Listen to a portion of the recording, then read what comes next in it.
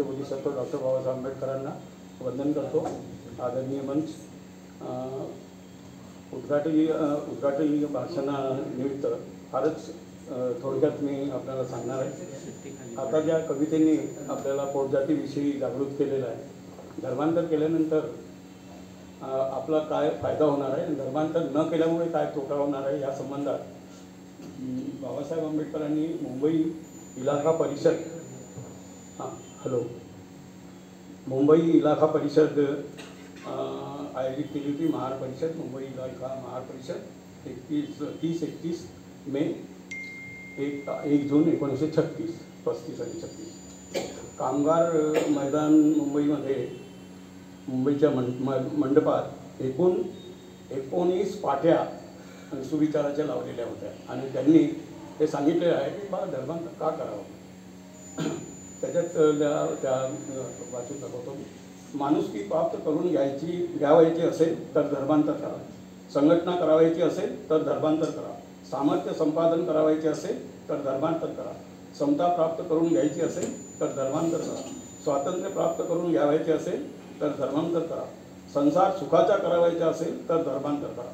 जो धर्म तुमच्या माणुसकीला काही किंमत देत नाही त्या धर्मात तुम्ही का राहता? जो धर्म तुम्हाला देवळात जाऊ देत नाही त्या धर्मात तुम्ही का राहता? जो धर्म तुम्हाला पाणी मिळू देत नाही त्या धर्मात तुम्ही का राहता? जो धर्म तुम्हाला शिक्षण घेऊ देत नाही त्या धर्मात तुम्ही का राहता? या धर्मात माणसाची माणुसकी वागण्याची मनाई आहे, तो धर्म नसून शिरजोरीची सजावट आहे। ज्या धर्मात माणसाची माणुसकी ओळखणे अधर्म मानला जातो तो धर्म नसून रोग आहे। ज्या धर्मात अमंगल पशूचा स्पर्श झाला असताना पण माणसाचा स्पर्श चालत नाही तो धर्म नसून वेडगडपणा आहे। जो धर्म एका वर्गाने विद्या शिकू नये, धनसंचय करू नये, शस्त्र धारण करू नये असे सांगतो तो धर्म नसून माणसाच्या जीवनाचे विडंबन आहे। जो धर्म अशिक्षितांना अशिक्षित राहा, निर्धनांना निर्धन राहा अशी शिकवण देतो तो धर्म नसून ती शिक्षा आहे। वाचेने सर्वानुभूती एक ईश्वर बांधाने आणि कृतीने माणसाला पशुतुल्य लेखणारे लोक धार्मिक आहेत, त्यांचा संग करू नका। मुंग्यांना साखर घालणारे आणि माणसांना पाण्या वाचून मारणारे लोक धार्मिक आहेत, त्यांचा संग करू नका। आजवरी होतो तुझे सत्तेखाली तो वरी केली विटंबना। याच आशयाने मनुस्मृती दहनाच्या दिवसानिमित्त जे स्त्रीमुक्तीसाठी जे उद्घोष करण्यात आला त्या संबंधी ज्योतिबा फुले आपल्या महात्मा ज्योती फुले आपल्या अखंडात म्हणतात। अखंडाची काव्यरचना महात्मा फुले समग्र वाङ्मयमध्ये विषय अखंड रचना 5 पृष्ठ क्रमांक 584 वर आहे। पहा, ते म्हणतात, बंधू आर्य राया द्यावा न व्हावा, दयावान व्हावा, जाळून टाकावा मनुग्रंथ।